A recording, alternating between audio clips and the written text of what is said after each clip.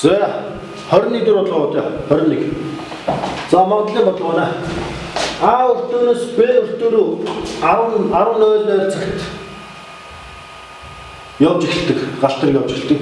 Гэхдээ 30 минутын зайтайгаар. Дахиад А өртөөнөөс С өртөө рүү 10:10-аас эхлээд 30 минутын зайтай галтрыг явдаг. За Бат бол шууд өртөөн дээр ирлээ, автобус хүлээж зогсож байгаа хамгийн анхны ирсэн галтрыг шууд суугаад явна. Галтрыг хүлээж зогсож байгаа.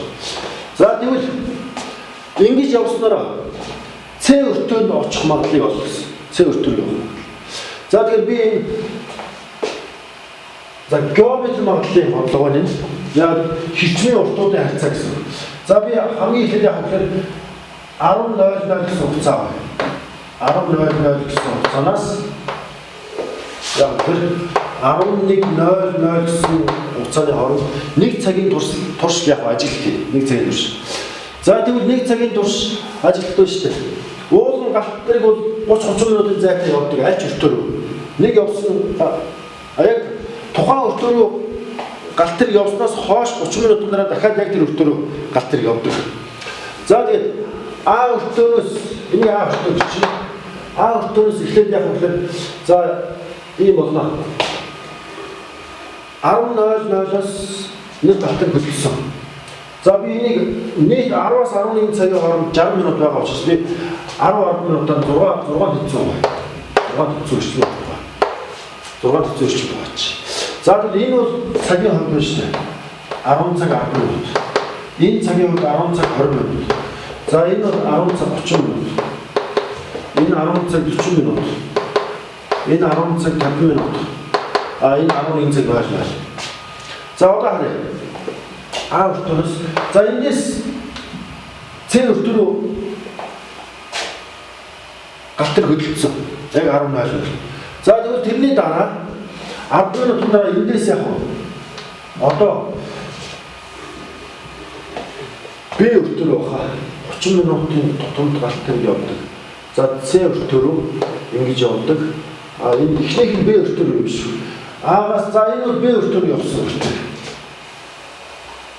За энэ өртөө байна. За энэ бол Б өртөө рүү явсан. Энэ бол С өртөө рүү явж гисэн. За тэгэхээр энэ хооронд ирвэл за энэ хооронд 10:00-аас хойш энэ хэрчмийн хооронд хугацааны интервал ирэх юм бол С өртөө рүү явах галтрыг шууд суу.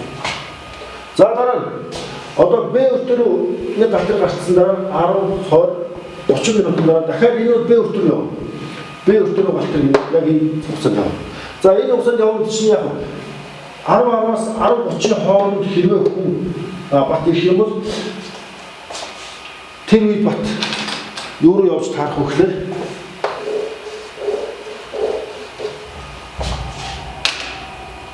Б өртөө рүү явж таарах. Б өртөө. За Б өртөө рүү явах нь яг улаанаас турч. За дараа энэ нэг чиг да эндээс Б өртөө рүү галтрыг явлаа 5 авшаа 10 20 30 минутанд дахиад Б өртөө явна. 10 20 30 минутанд эндээс дахиад энэ Б өртөө рүү. За тэгвэл С-ийг нь тоолч. Эндээс С рүү явна 10 20 30 эндээс бас С рүү явна. Дахиад 10 20 30 за эндээс С рүү явна тийм.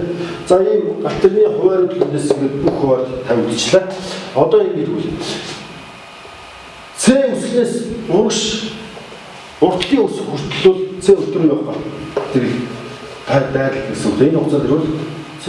За энэ бол Б-ээс урагш энэ цагийн хооронд энэ нөгөө Б өртөө рүү явах галтрыг сууж таарна. Учир нь юу гэхээр за 10 цаг 10 минутаас хойш 10 цаг 10 минутын хооронд ирсэн Бат бол яг тэр 10-10-ын С өртөө рүү явах галтрыг суу. За энд ирсэн бол хүлээж галтрыг явахгүй хүлээж аваад 10:30 Б өртөө рүү явах галтрыг суурсан. Энд ирсэн бол яг хүлээж аваад яг 10:40-д хөдлөх С өртөө рүү явах галтрыг сууж амж. За Бат яг энд ч юм уу хаанч ирсэн 10:00-д явах Б өртөөний галтрыг суурсан. Яг л Бат шууд вокзал дээр ирлээ хамгийн эхлээд хөдөлсөн галтрыг шууд суугаад явах хэрэгтэй тийм. Ийм нөхцөл байгаа болгонд. За ингэснээр одоо мөлөөр Цэнхрүүд бол яг Б С өртөр явах мууж байгаа.